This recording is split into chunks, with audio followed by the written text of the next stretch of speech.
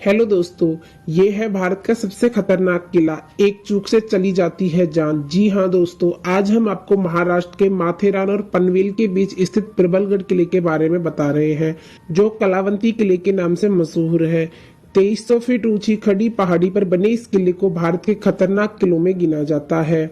इस किले के बारे में बताया जाता है कि कठिन रास्ता होने के कारण यहाँ बेहद कम लोग आते हैं और जो आता है वो सनसेट से पहले ही लौट जाता है। दरअसल खड़ी चढ़ाई होने के कारण आदमी यहाँ लंबे समय तक नहीं टिक पाता है। साथ ही बिजली पानी से लेकर यहाँ कोई भी व्यवस्था नहीं रहती। शाम होते ही मीलों दूर तक सन्नाटा फैल जाता है। इस किले पर चढ़ने के लिए चट्टानों को काटकर सीढ़ियां बनाई गई हैं। इन सीढ़ियों पर ना तो रस्सियां और ना ही कोई रेलिंग। बताया जाता है कि चढ़ाई के समय जरा सी भी चूक हुई या पैर फिसला तो आदमी 2300 फीट नीचे खाई में गिरता है। इस किले से गिरने पर आज तक कई लोगों की मौत भी हो चुकी है। प्रबलगढ़ किले का इतिहास। पहले किले को मुरंजन के नाम से जाना जाता था, जब तक कि शिवाजी के शासन के तहत मराठा सेनाओं ने इस पर कब्जा नहीं कर लिया और इसका नाम बदल नहीं दिया। यह किला उन्हीं पहाड़ियों के काटे गए ग्रेनाइट पत्थरों से बनाया गया है, जहां उपयोग की जाने वाली संबंध सामग्री आमतौर पर उपयोग किया जाने वाला चूना पत्थर है। इसकी दीवारें मोटी और मजबूत है, जो अभी भी खराब नहीं हुई हैं। किले में गणेश जी का एक मंदिर और कुछ पत्थर के खंडर है। अंदरूनी हिस्से में यहाँ कई छोटे और मध्यम परिसर पाए जाते हैं। इसके शीर्ष पर वॉच टावर है। किले तक ठंडी खड़ी चढ़ाई से होकर पहुंचा जा सकता है। किले तक जाने वाली सीढ़ियां पहाड़ी की चट्टान को काटकर बनाई गई थी। किनारे पर कोई सुरक्षा रेल नहीं है और पकड़ने के लिए दीवारों पर कोई रस्सियां भी नहीं है।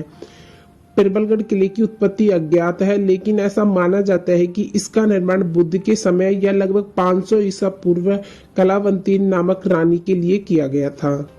एक खोजकर्ता के लिए यह जानना थोड़ा दुखद है कि यह एकमात्र जानकारी है जो स्थानीय लोग दे सकते हैं और किले के कई चमत्कार और रहस्य बिना कोई रिकॉर्ड छोड़े ही खत्म हो गए।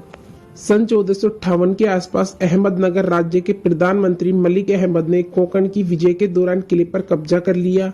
अहमदनगर सल्तनत के पतन के बाद मुगलों ने कल्याण, महुली, करनाला और कई अन्य किलों के साथ प्रबलगढ़ पर भी अधिकार कर लिया।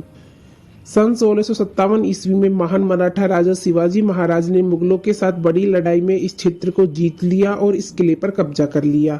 हमले के समय किले पर मुगल सरदार केसर सिंह का शासन था और यह मजबूत प्रतिरोध करने वाला एकमात्र किला था। हार के संकेत देखकर किले में महिलाओं ने जोहर किया, जो एक सम्मानजनक मौत सुनिश्चित करने के लिए आत्मदाह की परंपरा थी।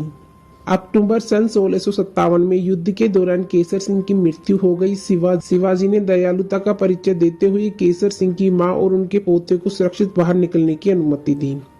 मराठा साम्राज्य के पतन और ब्रिटिश शासन के आगमन के तुरंत बाद कई भारतीयों ने अंग्रेजों के खिलाफ विद्रोह कर दिया। इस प्रकार अंग्रेजों के खिलाफ विरोध करने वाले पहले व्यक्तियों में से एक उमाजी नाई खोमाने थे। ऐसा माना जाता है कि उसने इस महल पर कब्जा कर लिया था और वह सन 1826 ईस्वी से सन 1832 ईस्वी तक ज्यादातर यहीं छिपने की जगह के रूप में रहे थे। प्रबलगढ़ में एक बहन किला शामिल है, जिसका नाम इरसालगढ़ किला है। यह मुख्य किले के आसपास स्थित है और क्षेत्रफल में तुलनात्मक रूप से छोटा है। हालांकि ऐसे कई जल भंडार हैं जो चट्टान से काटे गए हैं।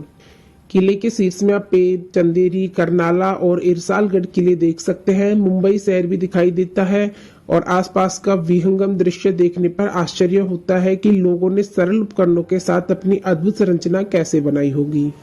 इस किले का नाम छत्रपति शिवाजी महाराज के राज में बदला गया। पहले इस किले को मुरंजन किला कहा जाता था। बताया जाता है कि शिवाजी ने रानी कलावंती के नाम पर इस किले को नाम दिया और आज इस किले को कलावंती फोर्ट के नाम से भी जाना जाता है। तो दोस्तों, यह था कलावंती फोर्ट ऑफ प्रबलगढ़ किले का इतिहास। आपको वीडियो कैसी लगी हमें कमेंट करके बताएं। वीडियो पसंद आए तो लाइक, शेयर, सब्सक्राइब करें। Thanks for watching.